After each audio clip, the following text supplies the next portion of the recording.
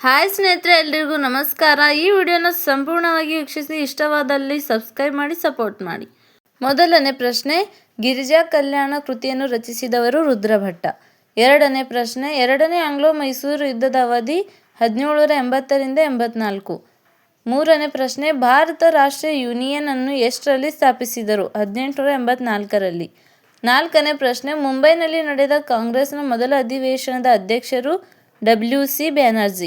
ಐದನೇ ಪ್ರಶ್ನೆ, ಬೆಂಗಳೂರಿಗೆ ಪ್ರಪ್ರಥಮ ಬಾರಿಗೆ ವಿದ್ಯುತ್ ಶಕ್ತಿಯನ್ನು ಸಂಪರ್ಕ ಮಾಡಿದ ಮೈಸೂರಿನ ದಿವಾನರು PN ಕೃಷ್ಣಮೂರ್ತಿ. ಆರನೇ ಪ್ರಶ್ನೆ, ಅಯಸ್ಕಾಂತ ತಯಾರಿಕೆಯಲ್ಲಿ ಬಳಸುವ ಲೋಹ ಯಾವುದು? ಕಬ್ಬಿಣ. ಏಳನೇ ಪ್ರಶ್ನೆ, ಕೇಂದ್ರೀಯ ಜಾಗೃತ ಆಯೋಗವು ತನ್ನ ವಾರ್ಷಿಕ ವರದಿಯನ್ನು ಈ ಕೆಳಗಿನವರಿಗೆ ಸಲ್ಲಿಸುತ್ತದೆ? ರಾಷ್ಟ್ರಪತಿ. ಎಂಟನೇ ಪ್ರಶ್ನೆ, ಲೋಕಸಭೆಯ ಮೊದಲ ದಲಿತ ಮಹಿಳಾ ಸ್ಪೀಕರ್ ಯಾರು? ಮೀರಾ ಕುಮಾರ್.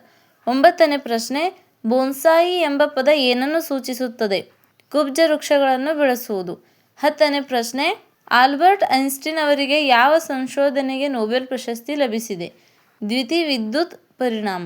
ಹನ್ನೊಂದನೇ ಪ್ರಶ್ನೆ, 1860ರ ನೀಲಿ ಬೆಳೆಗಾರರ ದಂಗೆಯ ಸಂದರ್ಭದಲ್ಲಿ ಬಂಗಾಳಿ ಕೃಷಿಕರ ಹಿತಾಸಕ್ತಿಯನ್ನು ಬೆಂಬಲಿಸಿದ ಪತ್ರಿಕೆ ಸೋಮೆ ಪ್ರಕಾಶ್. 12ನೇ ಪ್ರಶ್ನೆ, ಕರ್ನಾಟಕದ ಸರ್ಕಾರವು 2019ನೇ ವರ್ಷವನ್ನು ಯಾವ ವರ್ಷವೆಂದು ಘೋಷಿಸಿದೆ? ಜಲವರ್ಷ. 13ನೇ ಪ್ರಶ್ನೆ, ಆಡಳಿತದಲ್ಲಿ ಖುರಾನ್ ಮತ್ತು ಶರಿಯತ್ ಕಾನೂನುಗಳನ್ನು ಕಟ್ಟುನಿಟ್ಟಾಗಿ ಜಾರಿಗೆ ತಂದ ಸುಲ್ತಾನ ಅಲ್ಲಾವುದ್ದೀನ್ ಖಿಲ್ಜಿ. 14ನೇ ಪ್ರಶ್ನೆ, ಕಂಪನಿಯ ಡಿಬೆಂಚರ್ ಹೋಲ್ಡರ್ಸ್ ಅದರ ಡ್ಯಾಶ್ ಆಗಿರುತ್ತಾರೆ? ಕ್ರೆಡಿಟರ್ಸ್.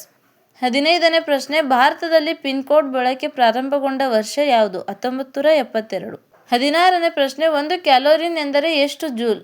4.184 ಜೂಲ್. 17ನೇ ಪ್ರಶ್ನೆ, ಗಾಢ ನೀಲಿ ಬಣ್ಣದ ಗಾಜನ್ನು ತಯಾರಿಸಲು ಈ ಕೆಳಗಿನದನ್ನು ಬಳಸುತ್ತಾರೆ? Cobalt oxide. 18ನೇ ಪ್ರಶ್ನೆ, ಜೀವಕೋಶದ ಎಲ್ಲ ಕಾರ್ಯಗಳನ್ನು ನಿಯಂತ್ರಿಸುವ ಕಣದಂಗ ಯಾವುದು? ನ್ಯೂಕ್ಲಿಯಸ್. 19ನೇ ಪ್ರಶ್ನೆ, ಭಾರತ ಸಂವಿಧಾನದ ಯಾವ ವಿಧಿಯು ಕಂಟ್ರೋಲರ್ ಮತ್ತು ಆಡಿಟರ್ ಜನರಲ್ರ ನೇಮಕಕ್ಕೆ ಅವಕಾಶ ಕಲ್ಪಿಸಿದೆ? 148ನೇ ವಿಧಿ. 20ನೇ ಪ್ರಶ್ನೆ, ಏಷ್ಯಾ ಪ್ರದೇಶದ 2019ರ ಕಾಮನ್ವೆಲ್ತ್ ಯೂತ್ ಪ್ರಶಸ್ತಿಗೆ ಭಾಜನರಾಗಿರುವ ಭಾರತೀಯ ಉದ್ಯಮಿ ಯಾರು? ಪದ್ಮನಾಭನ್ ಗೋಪಾಲ್.